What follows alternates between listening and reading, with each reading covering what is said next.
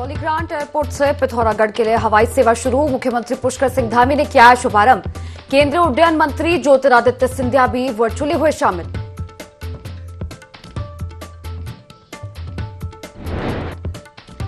लोकसभा चुनाव की तैयारियों में जुटी बीजेपी। भाजपा प्रदेश मीडिया के पदाधिकारियों की कार्यशाला जारी। प्रदेश अध्यक्ष महेंद्र भट्ट और राष्ट्रीय मीडिया प्रभारी अनिल बलूनी ने कार्यकर्ताओं का किया मार्गदर्शन।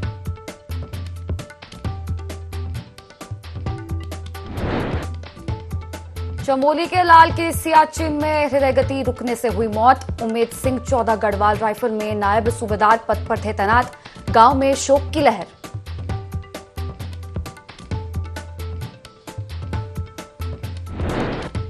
प्रदेश में कल से बदलेगा मौसम का मिजाज। 2 दिन बारिश बर्फबारी के आसार। मौसम विभाग ने येलो अलर्ट किया जारी।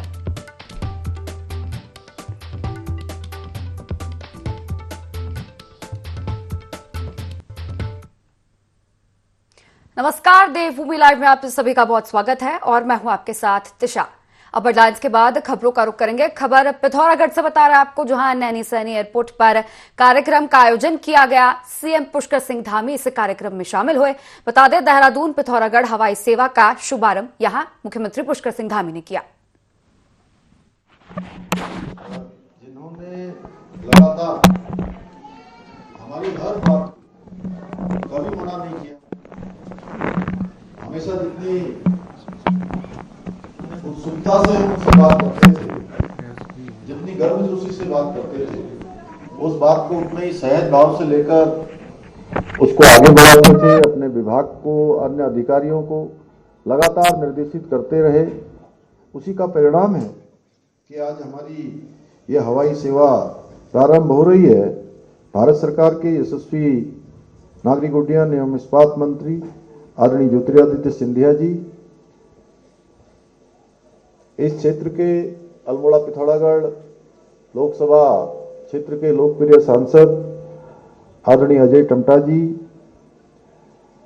मंच पर आसीन पिथौरागढ़ के लोकप्रिय विधायक आदरणीय मयूख मेहर जी, भाई गणेश भंडारी जी, जिला पंचायत अध्यक्ष दीपिका बोरा जी, पूर्व विधायक आदरणीय चंद्रा पंत जी एवं भारतीय जनता पार्टी के जिला अध्यक्ष भाई गिरीश जोशी जी, सामने बैठे हुए हमारे नगर पालिका के चेयरमैन भाई पूर्व में राजेंद्र रावत जी, गोविंद तिलखवाल जी, फ्लाई वीक के राजीव शर्मा जी और वहाँ पर मंत्रालय में उपस्थित हमारे संजय जी, जिन्होंने इस सेवा को चलवाने में, क्योंकि पूरा संयोजन उन्हीं का है, और सभी उपस्थित हमारे सभी अधिकारीगण, सभी मंचासीन, शैलेश बगोली जी, जिनका लगातार इस पूरे कार्यक्रम को, साथ में हमारे संजय गुंजाल जी एवं यहाँ पर उपस्थित सभी हमारे, मेरे सभी बड़े बुजुर्ग, सभी उपस्थित माताएं, बहनें, सभी मेरे नौजवान साथियों, उपस्थित मीडिया के मित्रों, मैं सबसे पहले तो बहुप्रतीक्षित और लंबे समय से, जिसका हम सबको इंतजार था, आज सेवा वो प्रारंभ हो गई है। उस हेली सेवा के प्रारंभ होने पर मैं आप सबको बधाई देता हूं, शुभकामनाएं देता हूं और आदरणीय प्रधानमंत्री जी का और केंद्रीय नागरिक उड्डयन मंत्री आदरणीय ज्योतिरादित्य सिंधिया जी का दिल की गहराइयों से आभार व्यक्त करता हूं कि ये सेवा बहुत ही अनेक उलझनों के बाद, अनेक कठिनाइयों के बाद, बहुत सारी टेक्निकल, बहुत सारी अन्य औपचारिकताओं को पूरा करते हुए आज शुरू हो रही है।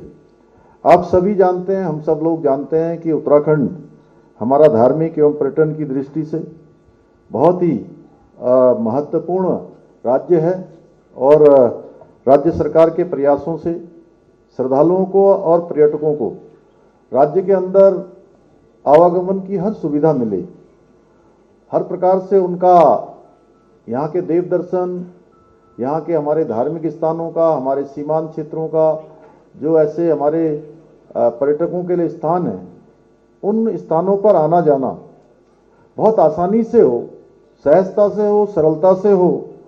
उसमें अगर सबसे महत्वपूर्ण भूमिका किसी की है तो हवाई सेवाओं की है।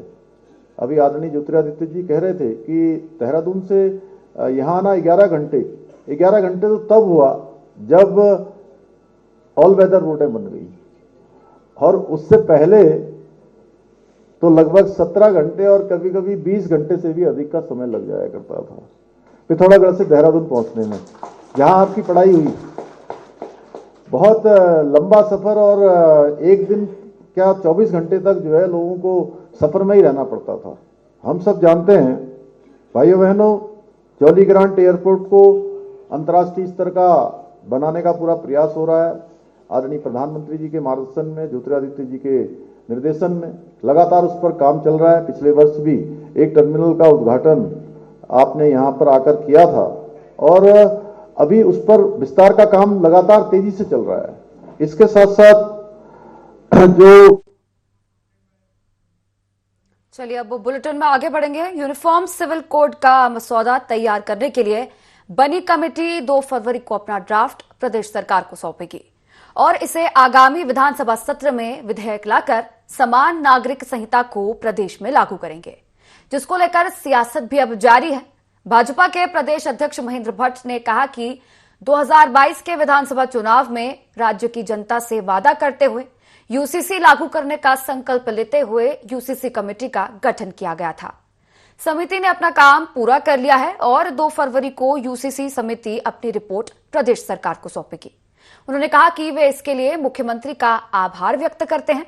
उत्तराखंड यूसीसी लागू करने वाला देश का पहला राज्य होगा।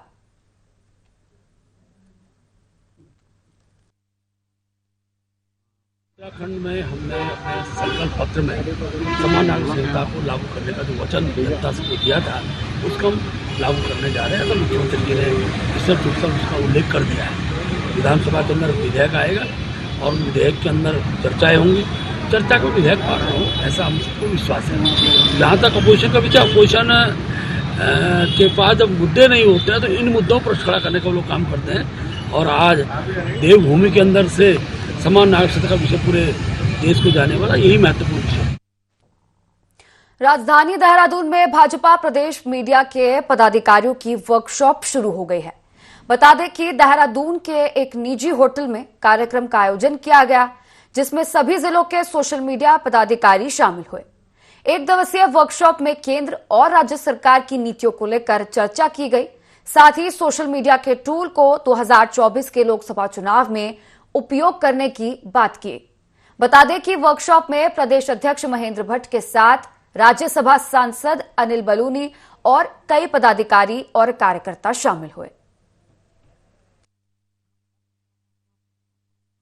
कि नियमित गतिविधियों का हिस्सा है।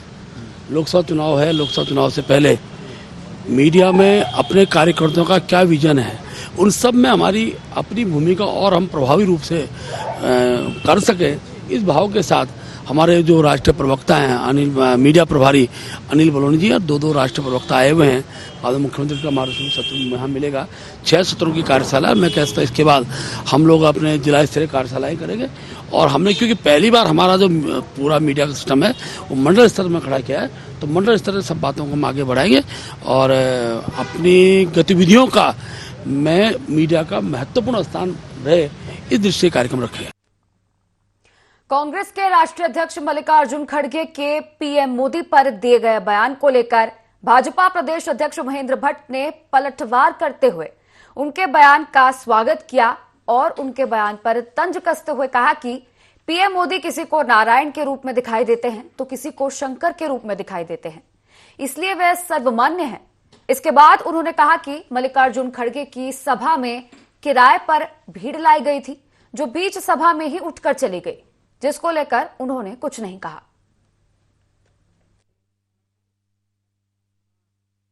खड़गे जी की कल की जो सभा थी, क्योंकि जिनको यही नहीं पता कि बूथ कितने हैं, 10,000 बूथ में 11,700 से ज्यादा अब पोलिंग बूथ हो चुकी है और कार्यकर्ता सभा छोड़ के, मीटिंग छोड़ के जाता नहीं है। लेकिन एक प्रकार से किराए पे लाई गई भीड़ थी, टिकी नहीं, चली गई।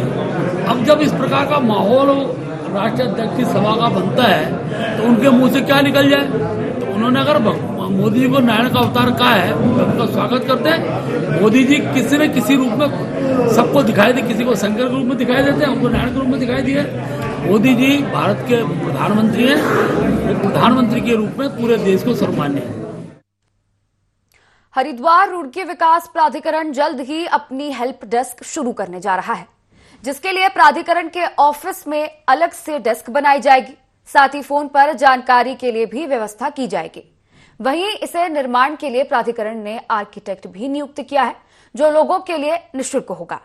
बता दें कि मुख्यमंत्री पुष्कर सिंह धामी के निर्देश पर हरिद्वार रुड़की विकास प्राधिकरण के वीसी अंशुल सिंह इस हेल्प डेस्क की शुरुआत करने जा रहे हैं। वहीं इस व्यवस्था का फरवरी महीने से शुरू होने की उम्मीद है। आपके रेजिडेंशियल नक्शे होते हैं जो 100 मीटर के या 150 मीटर के अंदर आते हैं, तो उसमें प्रॉब्लम ये आती है गरीब जो हमारे वर्ग के होते हैं, लो इनकम ग्रुप के लोग रहते हैं, मिडिल इनकम ग्रुप के लोग रहते हैं, तो उनको फंड्स की कमी की वजह से और लैक ऑफ नॉलेज की वजह से कई बार बहुत ज़्यादा चक्कर काटने होते हैं। तो यहाँ एक हेल्प डेस्क बनाई जाएगी जिसमें 2 आर्किटेक्ट और डेपुटेशन बेसिस पे हमारे technical supervisor JE weekly basis पे वहाँ बैठेंगे और वो इंश्योर करेंगे कि वहाँ लोगों के नक्शे निःशुल्क आर्किटेक्ट बना के उनको वहाँ हम पास कराएंगे। ये सुविधा हम कोशिश करेंगे अगले महीने में ही हम स्टार्ट कर दें, फरवरी मिड तक हमारी स्टार्ट हो जाएगी। और जितने भी ये नक्शे होंगे इसमें कोई भी पैसे उनसे लिए नहीं जाएंगे, सिर्फ जो उनके एप्लीकेशन चार्ज है बस उतना ही लिया जाएगा। बिहार में सत्ता बदलते ही किसी पार्टी में उत्साह तो किसी में निराशा है, और इसी क्रम में नीतीश कुमार के एनडीए में शामिल होने के बाद भाजपा का उत्साह चरम पर है और पार्टी के कार्यकर्ता गठबंधन के मजबूत होने पर जश्न मना रहे हैं। और इसी उत्साह के बीच विकासनगर विधायक मुन्ना सिंह चौहान के नेतृत्व में कई कांग्रेस कार्यकर्ताओं ने भाजपा की सदस्यता ले ली, जिनमें कांग्रेस के पूर्व नगर पालिका अध्यक्ष नीरज अग्रवाल ने अपने साथ कई कांग्रेस कार्यकर्ताओं को भाजपा की सदस्यता दिलाई। मोदी जी का नेतृत्व और इस समय कोई भी विकास का जो सपना समझाया, किसी भी व्यक्ति का एक राजनीतिक सपना होता है कि मैं अपने क्षेत्र का विकास करूं, उसको देखते हुए मैंने माननीय विधायक मुन्ना सिंह चौहान जी के नेतृत्व में और ब्लॉक प्रमुख बिट्टू भाई के नेतृत्व में आज भाजपा का दामन थामा है। और मैं सभी साथियों का जो मेरे साथ आज भाजपा परिवार सम्मिलित हुए हैं, दिल से हृदय से उनका कृतज्ञ हूं और हमेशा आभारी रहूंगा। प्रधानमंत्री नरेंद्र मोदी जी के लोकप्रियता की एक प्रकार से सुनामी है और देश की 140 करोड़ देश की जनता कह रही है कि जो राम को लाए हम उनको लाएंगे। विनाश काले विपरीत बुद्धि, अभी तो उसमें बहुत सारे और है, उसमें हमें क्या कहना है, हमें कहने की आवश्यकता भी नहीं है, वो नहीं। यहां तो भारतीय जनता पार्टी को मैंने कहा, प्रधानमंत्री नरेंद्र मोदी जी का आकर्षण न केवल भारत में, पूरे दुनिया में लोगों के सिर चढ़ करके बोल रहा है। लेकिन इस बार प्रधानमंत्री नरेंद्र मोदी जी के और भारतीय जनता पार्टी के लोकप्रियता की सुनामी है, जिसकी वजह से इस बार भारतीय जनता पार्टी जो निर्धारित लक्ष्य 400 सीटों का उसको 100% पार करने का काम कर। पिछले कुछ समय से पहाड़ों में जंगली जानवरों के आतंक की खबरें सामने आ रही हैं। इसी क्रम में हरिद्वार में आए दिन जंगली जानवर आबादी वाले क्षेत्रों में आ रहे हैं, जिससे आमजन में दहशत का माहौल है। बीते रोज देर रात एक बारहसिंगा जंगल से निकलकर ज्वालापुर क्षेत्र में आ पहुंचा, जहां वो नाथ नगर की सड़क पर चहलकदमी करता हुआ नजर आया। इसी दौरान वहां से गुजर रहे लोगों ने उसकी वीडियो बनाई। Forest range officer Shailendra Singh Negi ने बताया कि बारहसिंगा की सूचना मिलते ही तुरंत मौके पर पहुंचकर उसका रेस्क्यू करके जंगल में छोड़ दिया गया।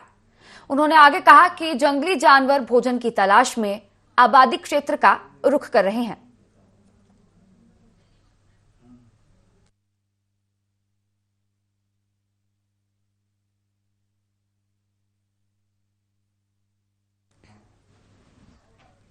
हरिद्वार रुड़की विकास प्राधिकरण एक ओल्ड एज होम बनाने जा रहा है, जो जरूरतमंद वृद्धों के लिए होगा, जिसमें जरूरतमंद वृद्ध रहकर अपना जीवन गुजार सकेंगे।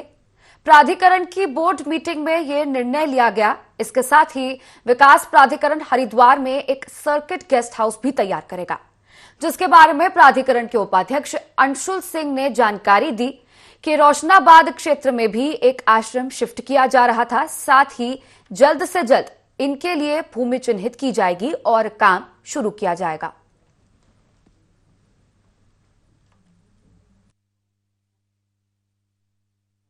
जो ओल्ड एज होम था वो प्राधिकरण द्वारा एक बनाया जाएगा। जो वृद्ध लोग रहते हैं जिनकी एज ज़्यादा रहती है उनके लिए प्राधिकरण द्वारा बनाया जाएगा। दूसरा, एक सर ने ये भी स्वीकृति दी है कि एक सर्किट हाउस के रूप में HRDA का गेस्ट हाउस डेवलप किया जाएगा। साथ ही साथ सर ने यही बोला, एक ऑप्शन दिया जाएगा 2 BHK वाले फ्लैट्स में 3 BHK जो कन्वर्ट करें, यदि 2 BHK में चाहता है तो 2 BHK, नहीं तो 3 BHK में वो ले सकते। तो बाय एंड लार्ज तो जो योजनाएं थी वो सर अवस्थापना निधि में तो हमारे कमिश्नर साहब द्वारा स्वीकृत करी जा रही हैं। जो मेजर योजनाएं थी जैसे आपकी हमारी आसफ नगर हो गया, उसके पानी का निस्तारण हो गया, हमारा जो यहाँ नाला निर्माण हो रहा है उसके बारे में भी सर के द्वारा ये बताया गया कि RES को समय दिया गया है कि 2 महीने के अंदर उसको कंप्लीट करेगा। जो कड़च मंगलौर क्षेत्र के मोहम्मदपुर जट गांव में अधेड़ व्यक्ति का लहूलुहान शव मिलने से हड़कंप मच गया है। अधेड़ की धारदार हथियार से हत्या की गई। आरोपियों ने अधेड़ की हत्या कर शव को घर के बाहर नाले में फेंक दिया। हत्या की सूचना मिलने के बाद पुलिस के आला अधिकारी घटनास्थल पर पहुंचे। 54 वर्षीय मृतक व्यक्ति का नाम रमेश बताया जा रहा है। पुलिस हत्या की पूरी गुत्थी सुलझाने में जुटी हुई है और हत्या की घटना का जल्द ही खुलासा किया जाएगा।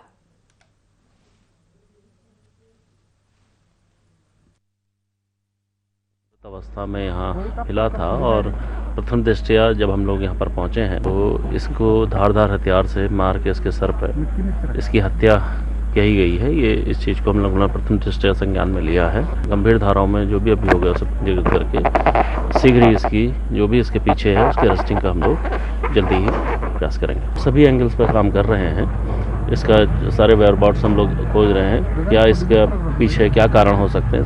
सभी चीज़ों को संज्ञान में लेते हुए अलग अलग एंगल पर काम करेंगे और जल्दी ही इसको वर्कआउट। हरिद्वार रोड के विकास प्राधिकरण की बोर्ड बैठक में कई महत्वपूर्ण फैसलों पर मुहर लगी तो कई को पुनः विचार के लिए रखा गया है।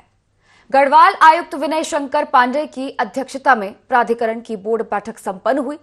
इसमें कई निर्णयों पर सहमति के आधार पर बोर्ड ने पास कर दिया है।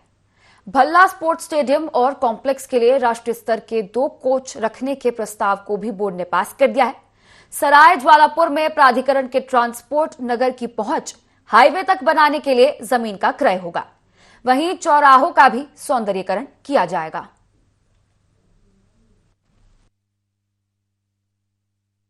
की बैठक में कई प्रस्तावों पर चर्चा हुई है। इसका मुख्य उद्देश्य ये रहा है कि जो भी हमारे विकास के कार्य हैं उनको तेज गति प्रदान की जाए, नए नए इंफ्रास्ट्रक्चर डेवलप किए जाए। कटच नाले का आपको प्रकरण पता है, काफ़ी लंबे समय से पेंडिंग था, उसको भी एक डेडलाइन फिक्स कर दी गई है कि जून तक उसको कंप्लीट करें। चौराहों के सौंदर्यीकरण का भी कई प्रस्ताव इसमें हम लोगों ने पास किए हैं। कुछ लैंड यूज़ के इश्यूज थे उनको भी क्लियर किया गया है। कुल मिलाकर उद्देश्य यही है कि प्राधिकरण इस दायित्व को लेकर आगे चले कि हरिद्वार शहर को एक विश्व स्तरीय शहर बनाने की दिशा में जो भी काम करने हों उसको अच्छे ढंग से करे और उम्मीद करते हैं कि ये सारी चीज़ें जल्दी से जल्दी धरातल पर उतरेगी। हरिद्वार के रोशनाबाद कलेक्ट्रेट में सड़क सुरक्षा समिति की बैठक आयोजित की गई, जिसमें राज्यसभा सांसद नरेश बंसल ने सड़क हादसों में कमी लाने के लिए सड़क सुरक्षा से जुड़े विभागों के अधिकारियों को प्लान तैयार करने के निर्देश दिए हैं, जिसमें ऑटो रिक्शा समेत सभी वाहनों में फर्स्ट एड बॉक्स रखने के निर्देश दिए हैं। वहीं हादसे में घायल हुए लोगों की मदद करने वालों को पुरस्कृत करने की भी बात कही है। साथ ही साथ सड़कों के ब्लैक स्पॉट पर वाहन गति की चेतावनी वाले साइन बोर्ड लगाने के लिए भी कहा है।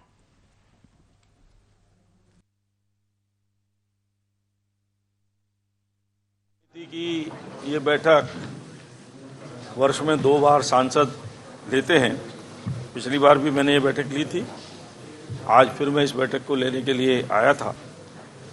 इसमें सारे सड़क सुरक्षा से संबंधित क्या क्या चीज़ें हैं, पिछले साल में कितनी दुर्घटनाएं हुई, दुर्घटनाओं के कारण क्या है, कौन कौन से वाहन हैं और उसमें वृद्धि हुई, कमी हुई, घायल कितने हुए, मौत कितनी हुई, ये सारा एक हम लोग अवलोकन करते हैं और उसके अनुसार आगे की क्या क्या ब्लैक स्पॉट्स हैं और क्रश बैरियर्स हैं, रम्बलिंग स्ट्रिप्स हैं, क्या क्या होने हैं उसके लिए वो सारी योजना इस बैठक में बनती है, उसके प्रस्ताव रखे जाते हैं और अवेयरनेस के लिए फ्लैग ऑफ भी गाड़ियों को किया जाता है।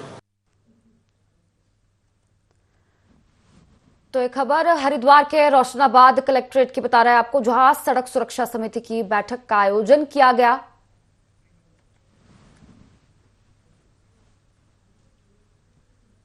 लोकसभा चुनाव की तैयारी में जुटी भाजपा जिला, मंडल और बूथ स्तर पर कार्यशाला का आयोजन करेगी। लोकसभा चुनाव को देखते हुए भाजपा पदाधिकारियों को जिम्मेदारी सौंपी जाएगी। प्रदेश महामंत्री आदित्य कोठारी ने कहा कि जिले की कार्यशाला के बाद फरवरी महीने में 270 मंडलों की कार्यशाला का आयोजन किया जाएगा और इस कार्यशाला में यह निर्धारित किया जाएगा कि कौन सा कार्यकर्ता किस बूथ पर जाएगा और बूथ को मजबूत करने का काम करेगा। जिला स्तर पर कार्यशालाएं आयोजित की है। जो हमारे संगठनात्मक जिले हैं 19, 2 दिन में सभी जिलों की कार्यशालाएं होंगी और 4 तारीख तक, 4 फरवरी तक हमारे सभी मंडल, 270 मंडल हमारे उत्तराखंड में हैं, सभी मंडलों के अनुसार कार्यशालाएं होंगी। जिला स्तर पर कार्यशालाओं की योजना तय होगी और मंडल स्तर पर जब कार्यशालाएं होंगी तो उसमें उस मंडल में पड़ने वाले कितने बूथ हैं, किस बूथ पर कौन जाएगा, उसका चार्ट पूरा तैयार होगा। 4 फरवरी तक ये सारी योजना हमारी फाइनल होगी। पूर्व मुख्यमंत्री हरीश रावत ने देहरादून के कांग्रेस प्रदेश मुख्यालय में प्रेस वार्ता करते हुए टिहरी विस्थापितों की समस्याओं को उठाया।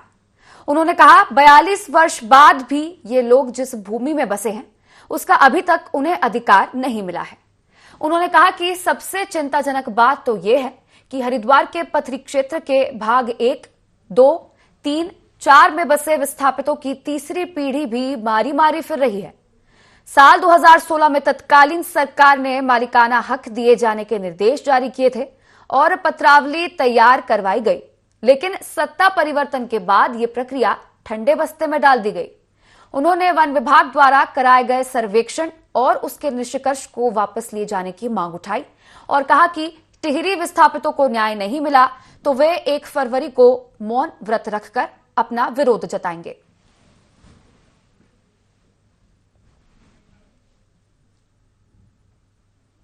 तो इसी के साथ देवभूमि लाइव में फिलहाल इतना ही। आप बने रहिए i24 के साथ। नमस्कार।